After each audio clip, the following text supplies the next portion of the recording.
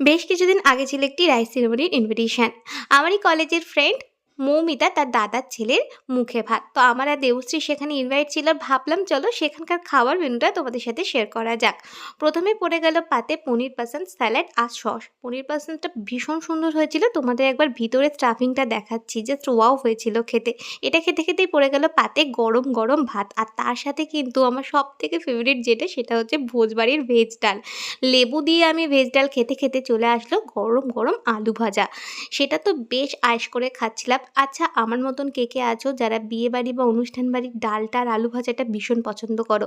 এটা খাওয়া হতে হতেই কিন্তু যেটা পড়ে গেল সেটা হচ্ছে এরকম ভেটকি মাছের পাতুরি।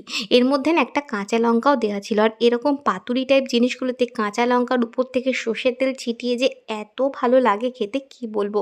এখানে সর্ষের তেল না থাকলেও কাঁচা লঙ্কাটা যেহেতু ছিল, তাই আমি কিন্তু কাঁচা লঙ্কাটা দিয়ে পাতুরিটা বেশ আয়েশ করে খেলাম। আর এটা খাওয়া হতে না হতেই পড়ে গেল পাতে বাসন্তী পোলাও আর কাতলা কালিয়া। এটা কিন্তু বেশ ছিল। কাতলা কালিয়া আমি দুটো খেয়েছিলাম, যেটা ভিডিও ক্লিপ নেওয়া হয়নি। আর সবশেষে পড়ে গেল পাতে এরকম আনারসের চাটনি, আর তারপরে পাঁপড়, দু রকমের মিষ্টি, আর সবশেষে এরকম হজমোলা আর আইসক্রিম। চলো তবে আজকে আমি আমার আইসক্রিমটা শেষ করি, আর তোমাদের খাবার মেনুগুলো কেমন লাগলো অবশ্যই জানি। আজকের মতন টাটা।